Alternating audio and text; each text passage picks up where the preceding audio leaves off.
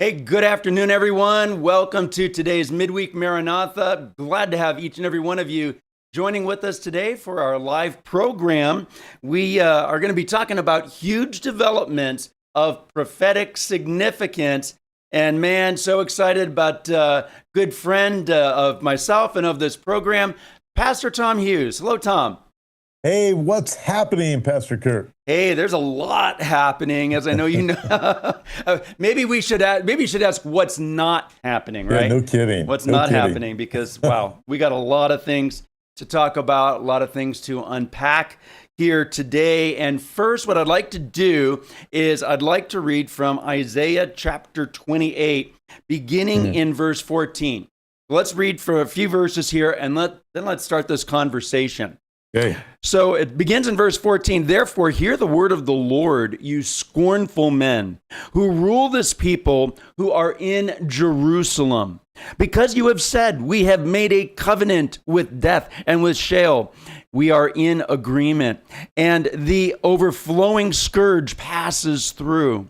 It will not come to us, for we have made lies our refuge, and under falsehood we have hidden ourselves. That's not good. Therefore, thus says the Lord God, behold, I lay in Zion for a foundation, a tried stone, a precious cornerstone, a sure foundation. Whoever believes will not act hastily. Also, I will make justice the measuring line and righteousness the plummet. The hail will sweep away the refuge of lies, and the waters will overflow the hiding place. Your covenant with death will be annulled, and your agreement with Sheol will not stand. When the overflowing scourge passes through, then you will be trampled down by it. Wow, this is a pretty serious area of scripture here. And many are familiar, obviously, with verse 16. It's quoted there in the New Testament. But let's unpack this, Tom. What do you see going on here in these verses? Well, I liken it to it's going to have its ultimate fulfillment in the future. There are some of our friends that would say, well, that was already been fulfilled in the past. I don't see where it was fulfilled in the past. You can have a partially perhaps fulfilled, but it has not been fulfilled in its entirety. So when I look at it as being a complete prophecy that's coming in the future. So when the scornful men of Jerusalem enter into this agreement with death and the grave, I believe that day is coming, and it parallels the passage of Daniel chapter 9, verse 27, where Antichrist makes this covenant, confirms the covenant, I should say, with the many, and then he breaks that covenant at the midpoint of that agreement, the 7-year agreement, 70th week of Daniel. So in Isaiah chapter 28, when you read it, it reads the same way as Daniel 9 does. Isaiah 28 gives us a little bit more detail. It's wicked leaders. They think they're going to avoid a scourge. And we know the scourge that is a concern is something that would terrorize the Jews who are in Israel. And we know that because after God says your covenant is going to be annulled, the terror will come upon you. So we have the description of what they were trying to avoid. No, you're not going to be able to avoid it. It is going to happen.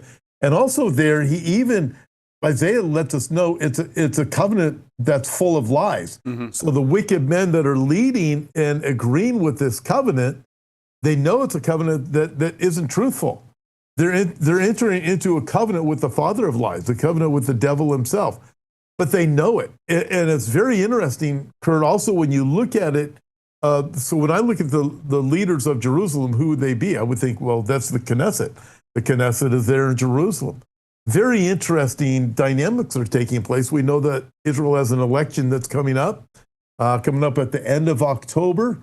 And so as the voting works in Israel, it's different than it does in the U.S. So Netanyahu could be gone from his position. Yeah. David Tal has brought this out, that there's a possibility that it could actually be a coalition of 4 different Arab groups in the Knesset that team up together, and they become the kingmakers, as he says. And he says two of those Arab groups are full-on anti-Israel, anti-Jew. They're Hamas supporters, and they're in the Knesset. So people here in the States don't understand. They think Israel's an apartheid state. Arabs and Muslims can't vote. Well, you have four of the Knesset groups that are, and here two of them are anti-Israel, and they could team up together to be the kingmakers, which means you'd have that type of group that would be in charge of Jerusalem. It sounds like there's not a real good chance it'll go that way. It could go with the religious sect, which would be the Ben Gvir. The Ben Gvir sect, which would be very right-leaning. If people think Netanyahu's too far right, wait till the next group comes around. Wow. So you go, what's going to happen coming up? So Isaiah chapter 28, I look at it, it's going to have its fulfillment in the coming years, and it coincides, or it is the same, just given with more description of Daniel chapter 9, verse 27. Right, yeah. And by the way, if Israel is an apartheid state, they are doing the worst job in history of that. So they're doing. Well, you're going to see it. You're going to be in Jerusalem pretty soon. You're going to see. You go, wait. What are all these Muslims doing all over the Jewish quarter? I thought they weren't allowed here. Right. Well, what do you mean? What do you mean you have Muslims that are attorneys and doctors and bankers? And bankers. In fact, I think the largest bank in Israel is owned by a Muslim. By Muslim, it is. Yeah. But they're an apartheid state. Go figure that one. People believe that. It's almost comical if it wasn't so disturbing, such things, you know. Well, yeah, and you're talking about, you know, either way, what we see in these verses right here is great deception. And the word talks about that during the time of the end, that the adversary, he's going to bring such deception upon a Christ-rejecting world that even the elect, if that were possible, would be deceived by that very thing. And so I think either way you go, the deception is going to rule the narrative. It's just what angle of deception is going to happen there. And you're bringing up these elections. At least as of right now, the president is saying that he's not supporting getting behind Netanyahu. I don't know if that's going to stay that way or if he's using that as some kind of a bargaining chip regarding Gaza, because he is a bargainer, a deal maker, and maybe he's using it as a bargaining chip with Gaza because as of right now, Netanyahu is saying, you know, no, we don't agree with what you're wanting to do with Gaza right now. And but again, everything could change like that, exactly what you're saying, based on these upcoming elections. Well, indeed it could. And if we look at it just from the point of deception, let's take it a little bit further too. So you talk about the Isaiah 28 scenario playing out, regardless if it's still in the future and it coincides with Daniel 9 or not, it still fits with the deception that you're quoting from with Jesus in Matthew chapter 24. If possible, even the elect would be deceived. Deception is the number one sign, the first sign we see when Jesus answers the disciples' question. So with that, you think of Islam right now taking over America. I mean, look what's going on in New York City and, you know, just all these different places here in the States. And this deception has come in the form of Islam is just another religion. People think, well, religion, well, it's like Christianity. It's just another form. Christianity is old. We're done with Christianity. We're moving. I mean, it's this type of thing. There's people that actually out there who will say things like, because you and I will talk about Islam, they'll say, you guys are just Islamophobic. No, there were 72,000 terrorist attacks in the last 25 years, Islamic terrorist attacks in the last 25 years. We say these things because there is a track record. Even Thomas Jefferson knew there was a track record and there was a huge problem. This isn't just some phenomena that took place because Israel became a nation in 1948. So as you start working this out, you go, the deception is already here. It's at the gates, but it's only going to increase to the point where people will, like the LGBTQ community, well, let's just do a big group hug with Islam, even though they'll throw us off the roof. Well, they're going to do that. And that's the thinking of Isaiah 28. Yes, they want to kill us, but we're going to enter into an agreement with death and the grave, even though it's a lie. We're going to avoid the scourge coming. No, when you look at it, we have details in Isaiah 28, but the same thing is happening. I mean, it was George Clooney the other day. I don't know if you saw this.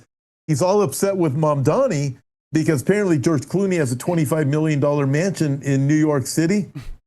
And Mamdani says, oh, now you fall under the luxury tax. And apparently he's not letting George Clooney off the hook. And George Clooney said, well, I've done all I've used my money to do these good deeds in New York. Certainly that would be a benefit to me.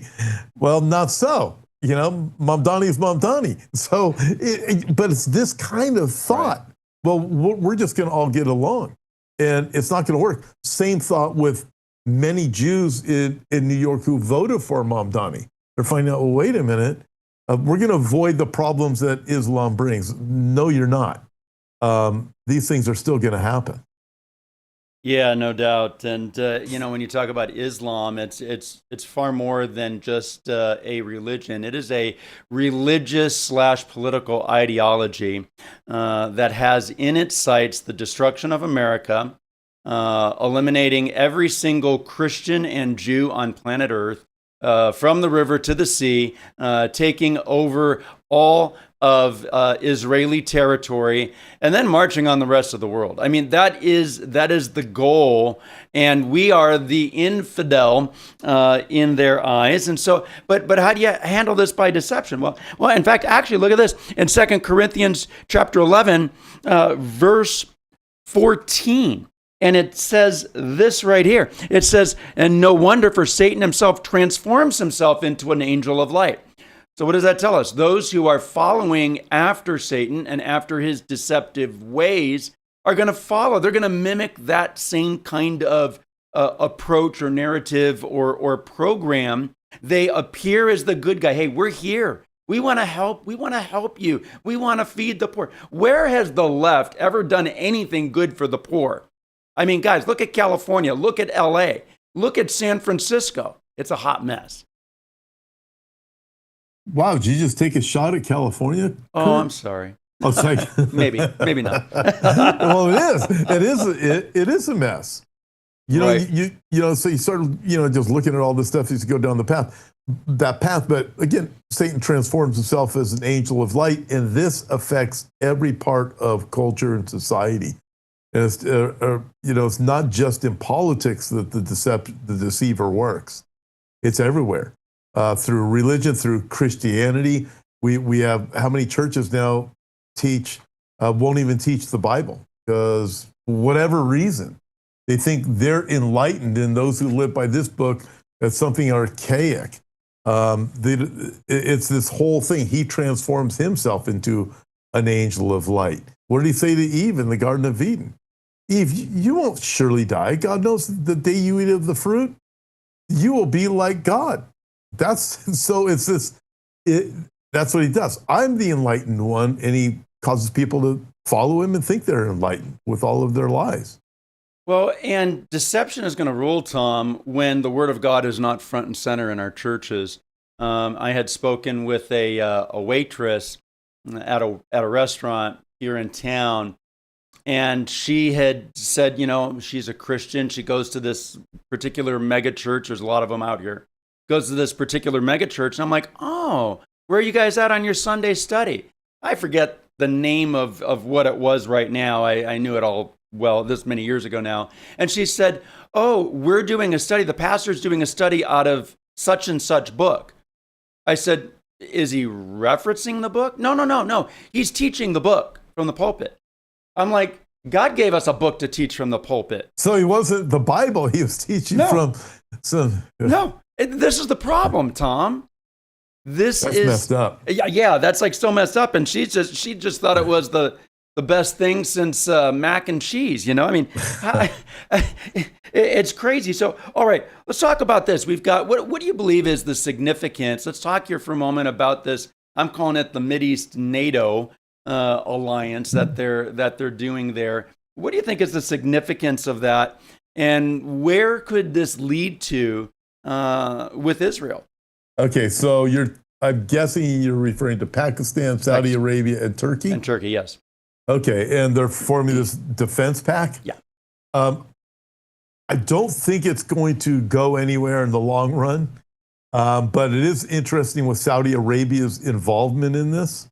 And what does that say for NATO, the real NATO, regarding Turkey? Now they have this, so you have Turkey with NATO, and now you have Turkey with this new one. And Pakistan, did you see? I'm sure you saw the leader of Pakistan, someone in Pakistan who said something about Israel being the worst nation on the planet. They need to be eliminated or whatever it was. Or something rather disturbing. And they're a nuclear power. And they are nuclear power, and they're Islamic. And you think, when are you gonna use it? Okay, so with Saudi Arabia, when I think of that, how it's going to play out, I tend to think it's going to not really ever come into this great threat in and of itself as it currently stands, but I could be wrong. But it's interesting when you look at Ezekiel chapter 38, you have Sheba and Dedan, which would be modern day Saudi Arabia, who protests against, or they do not involve themselves. Turkey comes against Israel, with Russia and Persia and so forth. We know that. But Saudi Arabia is saying, hey, why are you guys doing that? Could it be because of this agreement? And Saudi Arabia is saying, hey, I didn't think we were going to go and attack Israel. What are you guys doing? Are you coming down to take the goods that Israel has, all of their money, their spoils, their gold, their silver? Why are you doing this? You didn't let us know, or we should have been called to it also. You didn't inform us. But it is interesting that Saudi Arabia is part of this deal, and Turkey is one that comes down, and Saudi Arabia is protesting that invasion of Ezekiel 38. Right, exactly. And again, there's speculation here, guys, and there's conjecture and all of that, but it's a real interesting thing. And just as you had said, Turkey is a part of the NATO alliance, and then they're involved with that alliance. So, but then again, and the United States, really, NATO is the United States by and large. The United States is NATO. But I think that also speaks of the direction that I believe the United States is going to go. In fact, not only is going to go, Tom, but that we know is going right now in its anti-Israel sentiment here in the universities and the young adults and all of that. And I believe that certainly after this presidency, I think things are going to change dramatically regarding that. That is my strong opinion. But nonetheless, this is something that I'm definitely watching and definitely interested in, and certainly wanted to get your take on that. What about differing developments on Temple Mount? There's been a lot going on Temple Mount. We could spend a lot of time just on that alone. But let's talk about that for a moment. What are you seeing and hearing? You're down there in Israel a lot. You're at Temple Mount a lot. What are you seeing? What are you hearing? All right. This is going to be a fun conversation. So first of all, you'll be there in October. Yeah. I'm guessing you're going to be able to ascend the Temple Mount. Every now and then it'll get shut down for various reasons. But I'm thinking you're going to be there. I'm going to be there. I'm excited about being there. So go back just a few years ago. You couldn't have a Bible on the Temple Mount. As a Christian, you couldn't have a cross. By the way, everybody, when you hear that you can't have a cross in Israel, did you see the absurd thing with Tucker Carlson saying in Israel they don't use plus symbols for math because it reminds them? Did you see that? No, I purposely do not watch anything from Tucker Carlson because, to be honest with you, I will get so mad I'll probably throw something. So well, it's funny. I just don't. This one's going to make you laugh. In fact, I'm going to use it on my You Can't Make This Up program. So he actually said, anyways, the whole thing is so hilarious. It's like, you've got to be kidding me. So all over Israel, you can be a Christian. All over Israel, you can be a Christian. You can have Christian symbols. You can have crosses. You see crosses. You're going to see them. You see crosses everywhere. I feel way more comfortable carrying my Bible all over Israel, including the Jewish quarter, way more comfortable than I do in the States. Here in the States, people kind of look at you like, what are you holding a Bible for, or whatever, right? Not so in Israel. You're very comfortable being a Christian in Israel. So, that being said, the one place you have not been allowed to have a Christian symbol, guess where it's been? The Muslim-controlled Temple Mount. It's not in the Jewish area. It's the Muslim-controlled Temple Mount. So this is going to be interesting. I was, when I was just there this past November, I was doing a short prophecy update right in front of the Gold Dome. And I'm on the Temple Mount. And I didn't know it, but the guys who were filming me, they could see behind me. And there are these Muslim guys, they informed me afterwards that were watching me. And my guys kept on giving me the signal, like, hurry up, you got to wrap this up. And I could tell their eyes were looking at something. So I wrapped it up. And then they told me that they were walking and following me. Then when they saw they pull this out and I had a Bible, that was a no-no. So it's going to be interesting this time if I'm able to bring a Bible and sneak it on, or will I even be able to read my Bible app? We're going to see what happens this time, because you're not supposed to have a Bible on there too. If they've found in the past you had a Bible on there, you're gone, or it'll be confiscated. So I would put it this way, why is this significant? So this article was in Israel 365 News just the other day. Jewish men pray from prayer books on the Temple Mount, the quiet revolution bringing the third temple. And I'm sure that you caught that. So this is hugely significant to me. First of all, not everybody that's Jewish in Israel really thinks much about having a temple. But the thought to have a temple is growing and growing and growing, and it's going to continue to grow. And for anybody who's been to Israel, you start to figure it out.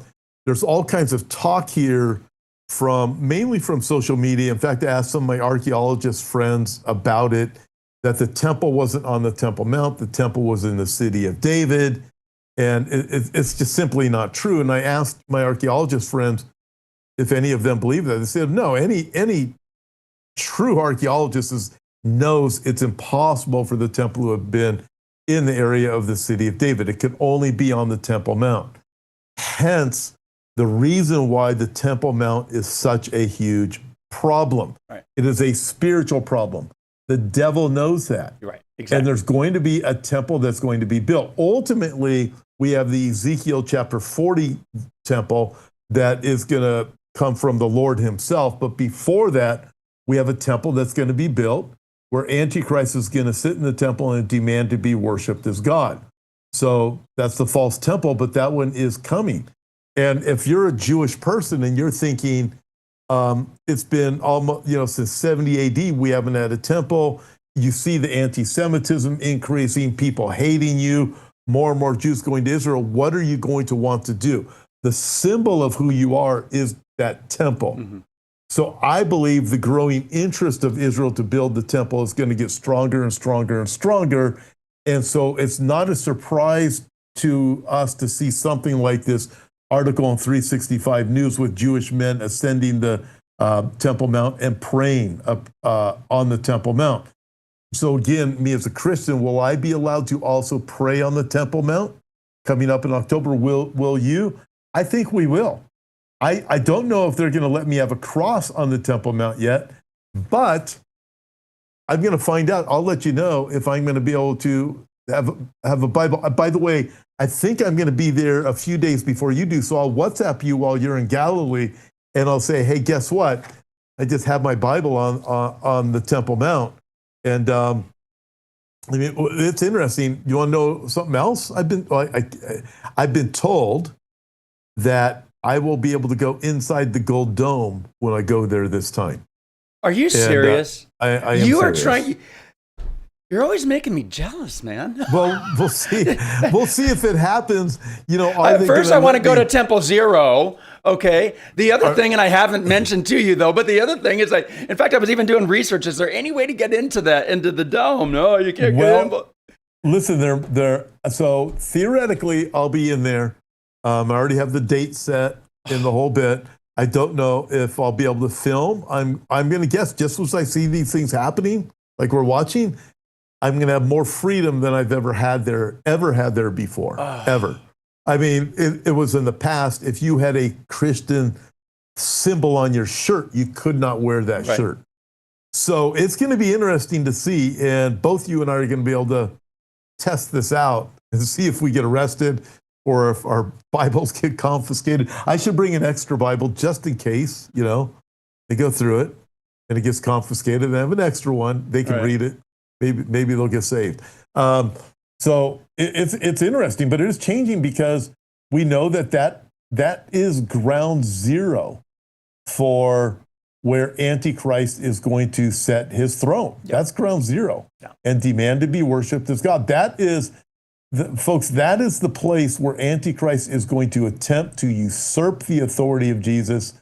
Hence, he sets his throne there, and then he wreaks havoc on the Jews. It's all in an attempt to say, I am God, and Jesus is not. And then he has to get rid of the Jews so they can't call out for Jesus to come back, the real Jesus. So that's why there's so much spiritual tension over that area. And that is the most contested piece of real estate on the entire planet. Yes, it is. There's nothing like it. Yes, it is. And between now and the time then of the Antichrist entering into the most holy, the Dome of the Rock is going to be gone, one way or the other. Yeah. Well, okay. Now that's what I believe, right? That's what I believe. Now I always have people that challenge me on that, and I understand the thought on it. And the thought is there's a gazebo that you'll see that is just to the north of the Gold Dome. Right. And the gazebo is it's known as the Dome of the Tablets or the Dome of the Spirits, hence the Shekinah glory of God and the Ten Commandments being kept there. That's the thought of it.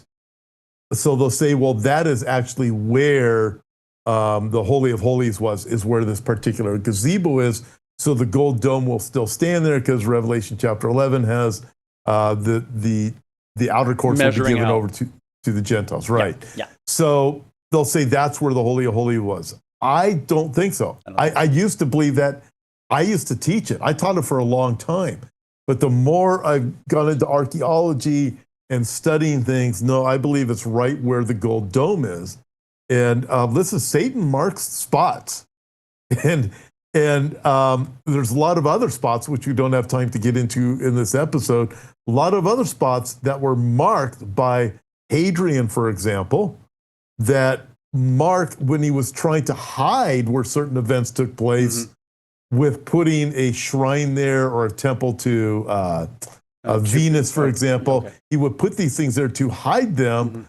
Well, what he actually did was, he hid them, but he actually marked them. Yes. Yeah. It's like, here it is. Well, that's what Satan does in his attempt to hide something. Right. So I look at that with the Gold Dome. I think and then also we do know Hadrian did build a shrine to Zeus on the Temple Mount where the temple stood. Yes. Why do that? He was trying to hide it, that this is where the temple was, but he actually marked the spot. So there's a lot of various reasons why I believe it's going to be there, but that's just the short answers. Well, and with the Dome of the Spirits, and if memory serves me right, when I came to the Lord 40 some odd years ago, Hal Lindsey, I think, believed that as well, that was the location there. And as you're saying, then where the Dome of the Rock is, that would be the outer court area. So measure that out. That can still stand. It's not going to be a problem. I think it was Hal Lindsey. Might have been Jack Van Impe, one of the two. But anyhow, but the interesting thing is that when you look there at the Dome of the Spirits, at the ground there, you've got that, what it looks like. You look at the ground there, and you look at a specific place of the pavement there under the Dome of the Rock. Well, under the Dome of the Rock, you find the exact measurements and cutout of where I believe the Ark of the Covenant actually stood. You find an interesting cutout right there you don't find that under the dome of the spirits. No. So that is another point. Right. And another reason why I'm excited about being able to go inside the gold dome. Watch some Muslim guy on the Temple Mount be watching this video, and he's going to make sure I don't go in there now. I know if that happens, I know you got to reach into Jerusalem with the Muslim world. So, but I want to go in there. I want to get my phone. I want to take pictures and videos of the exact spot that you're saying. And there's even ways your phone, you can have the app that you can actually do the measurements. Right. Because you see people who said they have measured it before. So I'm looking forward to doing this myself. I think it's going to be rather exciting. And I don't know if you've heard this or not, but there, that exact spot, and that would be the only reason why I'd even want to go in there. I don't care about anything else. I just want to get my eyes on that spot, and if I could, to get a photo of that spot, and like you said, do the little measurements thing and all of that. From what I understand, there is just within that rectangular spot that's right there, there's just enough of room that's almost like a little bit extra. And I forget the exact amount of that. And that is where it is believed that one of the scrolls was kept right there beside that. I don't know if you've heard that or not, Tom. I have. The whole thing, I mean, imagine if that is where the Ark of the Covenant was, and you're standing there that is just an absolute mind blower. It is. Well, okay, so in where Temple Zero is, or the Melchizedek Temple, are you going to be able to go there? Do you think? Or you're working on it? To Temple Zero? Yeah. I'm looking for you to work on it for me. I'll work on it. I tell you what, I'm going to work on it for you before you get there. All right? Because I'll be there too. I honestly more. I mean, it is honestly at like toward the top of my bucket list, Tom. It needs to be. If anybody get in there, you need to get in there. So I'll work on it for you. So in there, you have these different compartments for the olive oil, for the wine, for the sacrifice of the animal, and there's a spot in there where some of the archaeologists are saying when David first brought the ark from, I can't remember Philistines? where it was. When he moved it from, it wasn't in Hebron. Where was it? Was it in, not in Shiloh. I can't remember. I'm drawing a blank then. No, he was. So David, I can't remember either. Right. Where he brought it over to Jerusalem. Now, there was a tabernacle that was built. We know that because the ark was in the tent, and David says, I have this nice palace, you have that tent, and God says, you're not going to build it, your son's going to build it, but then we go into Davidic covenant. Well, there are some that speculate before it went into the tabernacle, the Ark of the Covenant actually went into this spot in Temple Zero, and it would fit. And I've stood there and looked at it and go, this is wild. It's also at Temple Zero where Solomon was anointed to be king, and his brother, who was over on the other hill, was able to see him get anointed when all the people around where Solomon was anointed started to shout and proclaim Solomon as king. His brother, who thought he was going to be king, didn't get there, and he looks down and sees Solomon get anointed. And to be there where this oil was poured on Solomon these things are, it just gives you goosebumps standing in these places. Yeah. It takes you back. This actually happened here. I think, I got to think that the ark might have been at Kiriath Jearim. Does that sound right? Remember, it was temporarily at Eleazar's house, and I'm thinking that was how it worked. And then David has to get it out of there. Mm-hmm. And I'm going to show you. This is something else.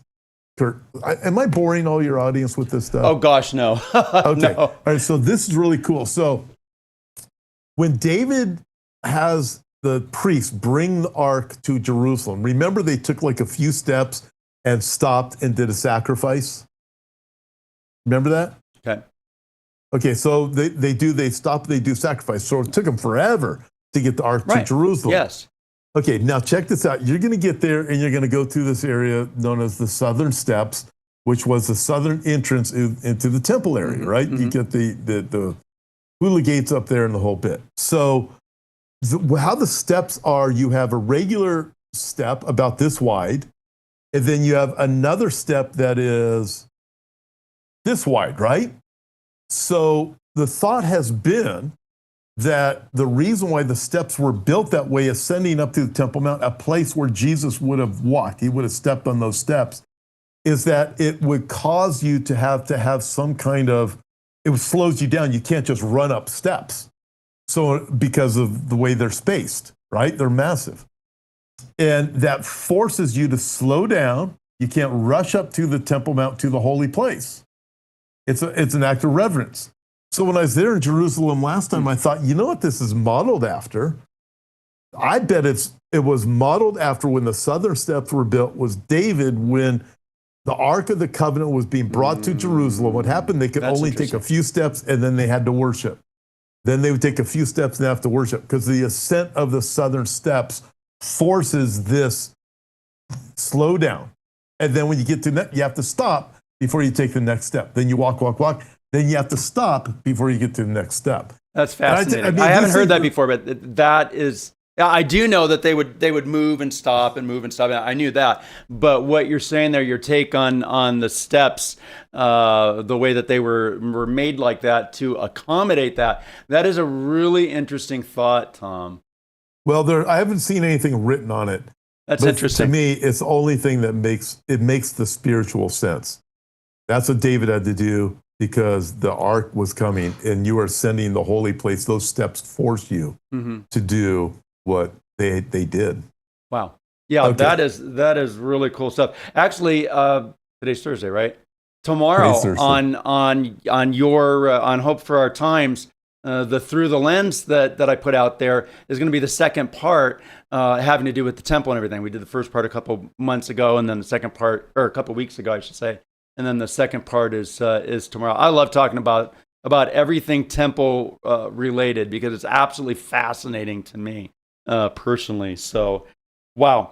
I have a prediction that after your trip to Israel, you're going to love talking about it even more. I'll probably never stop talking about it. I'll probably make my audience sick talking about, okay, guess what we're talking about today? Right. Hey, let me check here. We got some questions. We can get some questions here. We'll get you out by 1. Does that sound good? That'd be great. Does that sound good? Okay. Let's see. We got some questions here. Let me go to the question area. All right. It's being difficult for me. Why is it doing that? It's not supposed to do that. I don't know why it's being difficult. But while you're looking for that, by the way, Pastor Kurt's Through the Lens, it premieres tomorrow morning, Friday morning, 9 a.m. Pacific time on Hope for Our Times. Pretty cool. Yeah, awesome. 9 a.m. All right, here we go. So we've got David is asking this question. Are you aware of the bills in the House to make the Muslim Brotherhood a terrorist organization? HR 3883, the Muslim Brotherhood as a Terrorist Organization Act of 2025, and HR 4397, Muslim Brotherhood Terrorist Designation Act of 2025. So are you aware of bills in the House to that end?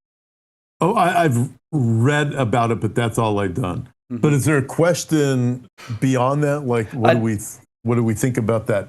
If it's going to happen? Yeah, there's not. I wouldn't be surprised if that does become the case under this presidency. But yeah, well, and here's the thing about with any bills or anything that's submitted, they have to be passed. So right. There's all kinds of things that are all the time, whether or not they pass or go into effect, or that it becomes a law or something like that, state by state or federal. It's there's different ideas. I mean, there's people who want to pass these things to remove all the Jews from the country. You hear these crazy things. Doesn't mean it's going to happen. There's always people who have a mind to do good, and there's other people who have a mind to do evil. But whatever actually gets passed, we wait and see. Right, exactly. All right, so we got Pookie the Pookster on here. I can't imagine Pookie being on there. Question, Tom, speaking of prophetic significance, what will be the 3 hot topics that'll be spoken of at Rockwell, Texas, in September, and why on the 25th 9/11 anniversary? Okay. Why are we doing this on the anniversary of 9/11? Mm-hmm. Okay, Pookie, you should know the answer to that, because a year ago I had to confirm with Olivier Melnick and Pastor Matt what day to come back, and that was the only date that was available. So that's why. So we had nothing significant in that. What will be 3 hot topics? I know one's going to be on Israel. Always. Because I know what I'm speaking on. But I don't know what I don't know what any of the other topics are going to be. I have a feeling one of them is going to be the location of the temple. I have a feeling, by one of the archaeologists that are going to be there. Are you talking about the location of the Ark of the Covenant or of the temple? The temple. Okay. All right. Yeah. So I have a feeling, because I think I'm going to request it. So we have some speakers I haven't had at one of our conferences before, so I'm really excited about this. A few of them in Texas, also in Santa Barbara too. But I don't know, Pookie. Sorry, I don't know. I let all the guys choose their own topics.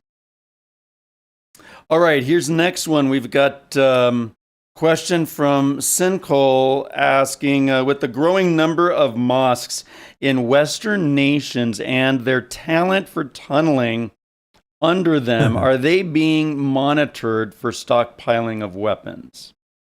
As much, I would say, as much as possible. But we always hear about things that this was missed, that was missed. I guarantee you the ability to track these things has increased since October 7, 2023, and probably increased in certain countries that would be concerned about it. But let's go back some years. Here in California, there's tunnels that have been found coming from Tijuana underneath the border into California by drug dealers. And it turns out that these were modeled after terrorist tunnels, whether it be that were from Hezbollah terrorists or Hamas terrorists, but they were Muslim terrorist models that were followed. So it kind of gives you an idea, wait a minute, if that was to smuggle drugs into the States, what kind of tunnels are there? Let's say they're going into Texas or something like that. But I'm pretty sure those things are monitored way better now than they were pre-October 7, 2023. But I'll tell you this much, there's still a problem. And I can't remember who I was talking to. I was at a conference recently, could have even been on one of our panel conversations about and they said it will happen. An October 7 style attacks will happen here in the States. And they said plural. They will happen here in the States. And these things are going to continue to cause people to also be willing to give up their freedoms too.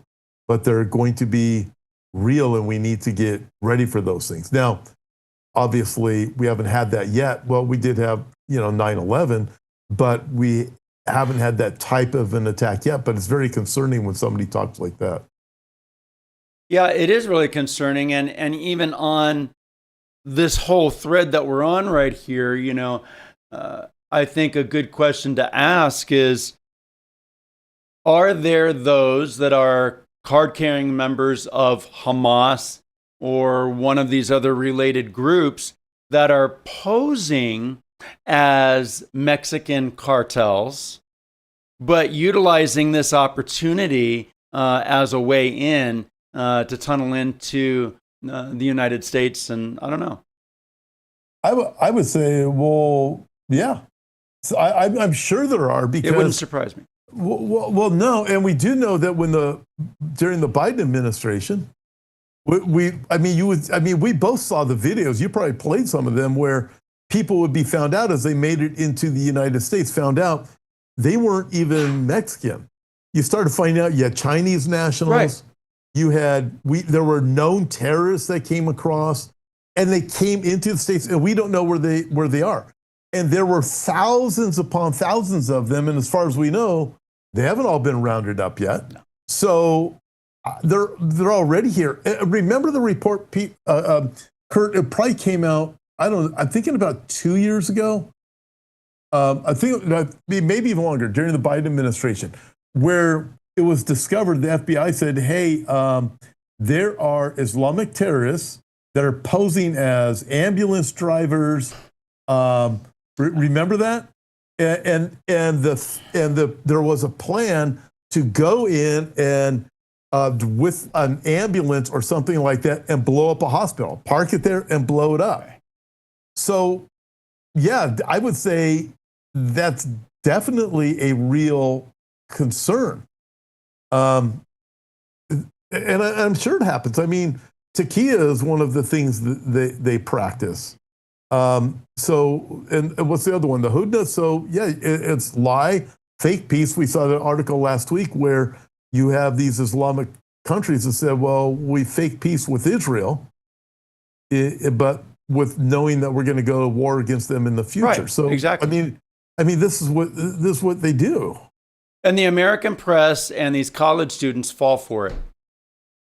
Well, That's how what many gets me. times? Well, how many times do we see over and over and over again where we hear a Muslim imam or somebody that is talking and saying, "Hey, just go in and pretend to get along until that time comes. Once you win the favor of the people and the trust of the people, then your true colors can come out. You just pretend." Tom, how many times have we heard that they say one thing in English, right? But then when they are with their groups, their people, in their native language, they say the reality of what they're doing.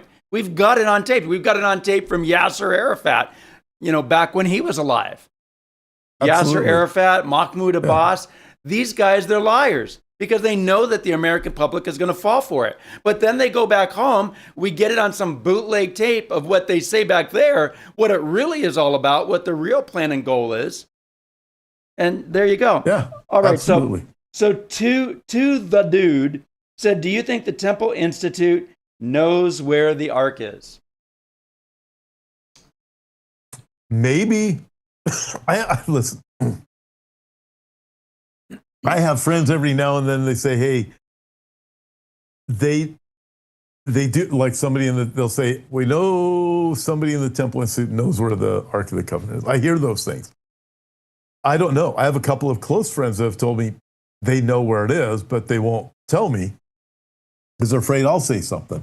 But I don't know. I mean, nobody's produced it yet.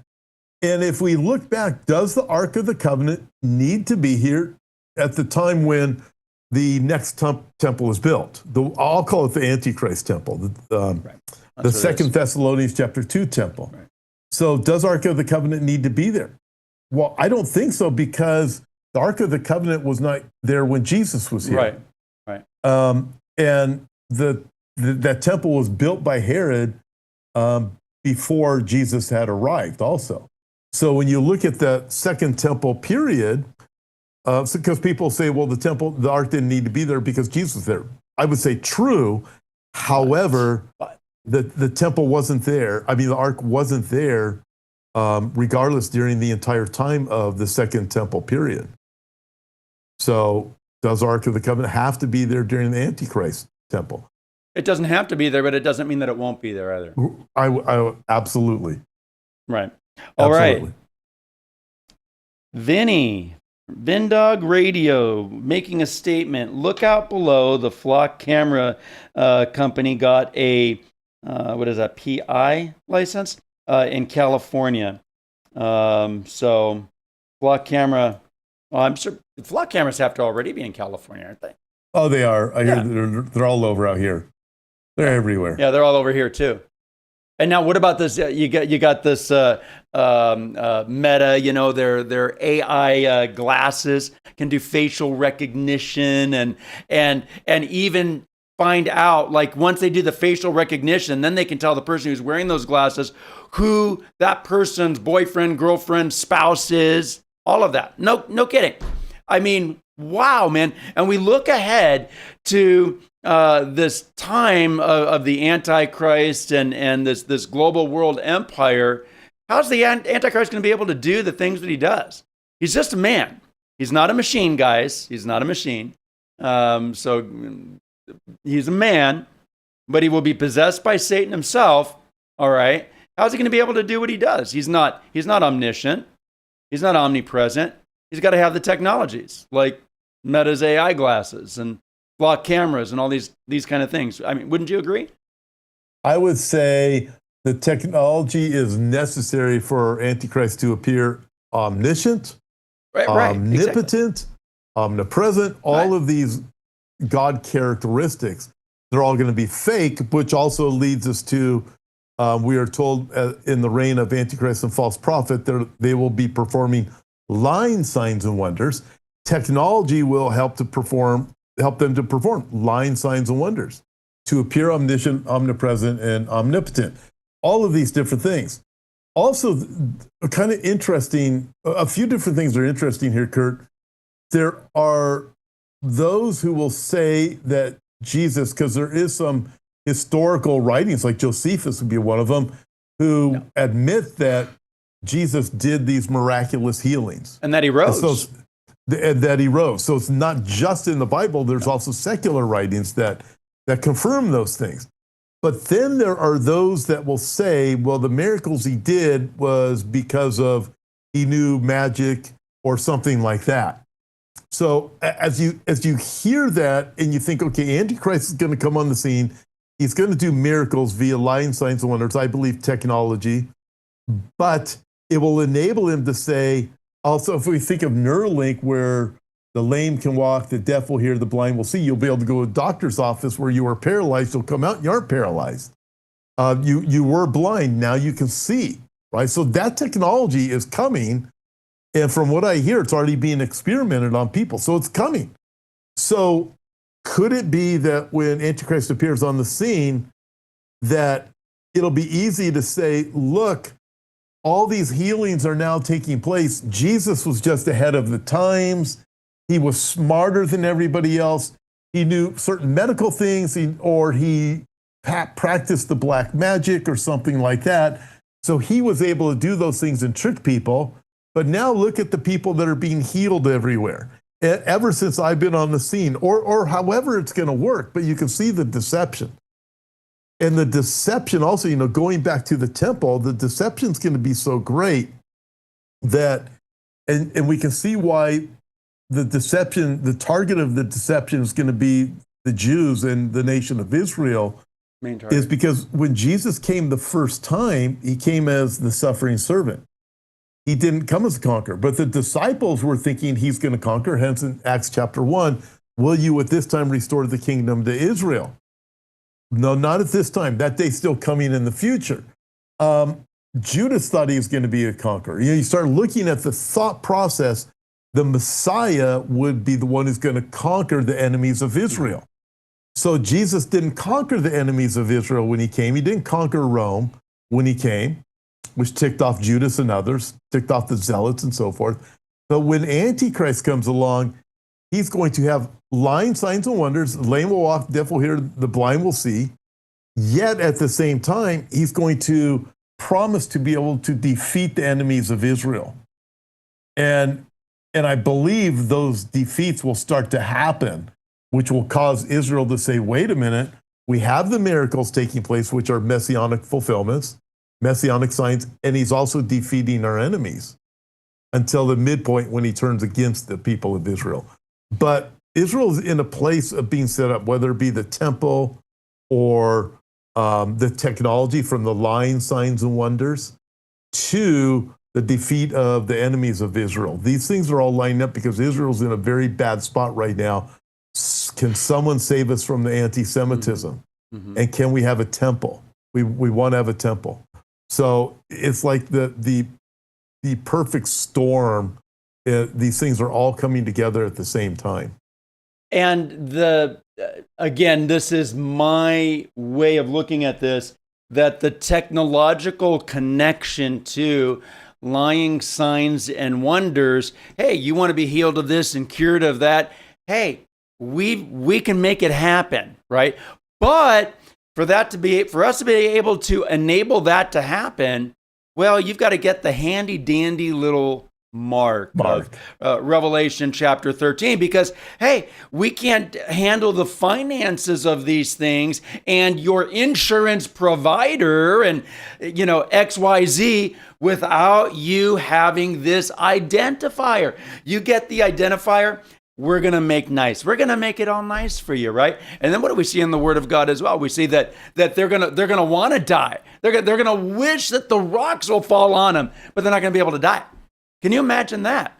That the technologies being able to be utilized in such a way as it actually, instead of really making things better, from that perspective, if that plays out that way, from that perspective, would actually be a curse to the people, the technologies themselves.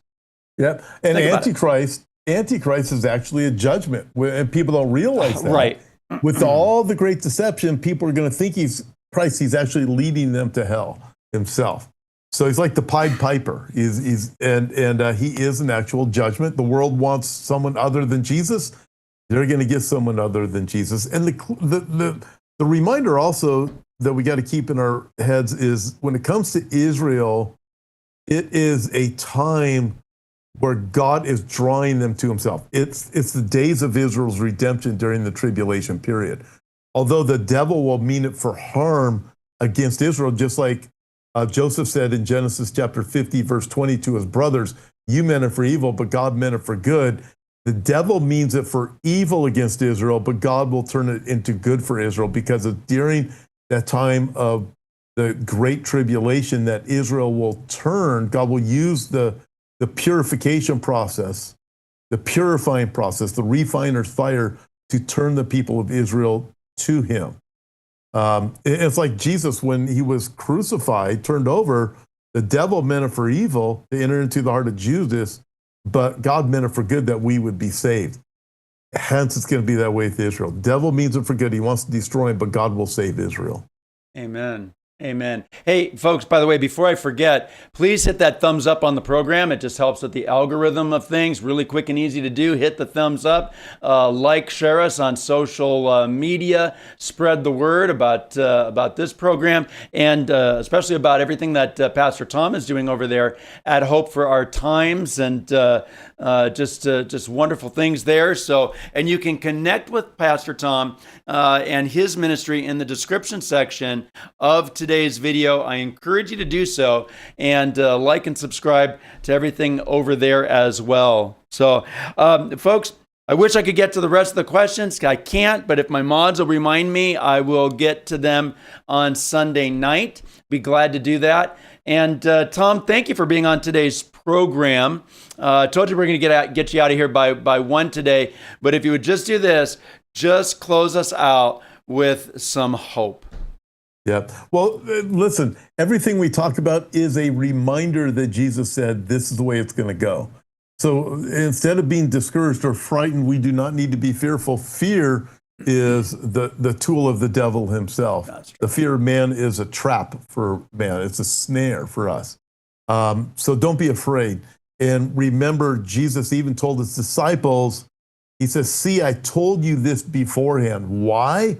So when things would start to happen, us included, when we would see these things start to happen, we would know, wait a minute, the Bible tells us, not just the New Testament, not just all of it discourse, but the prophets told us, the New Testament, the Old Testament told us the way things are going to go, so we won't be afraid. So wait a minute, God's got it all under control, not just under control. He told us the deception would come. He told us about all these things, so our faith would be strengthened, so that we wouldn't lose heart. So don't lose heart. Don't be like those that Jesus warned about when they see the things that are happening, their hearts will fail them from the fear and expectation of things coming on the planet. Luke 21, Jesus said, but for those who know him, we don't have to be afraid.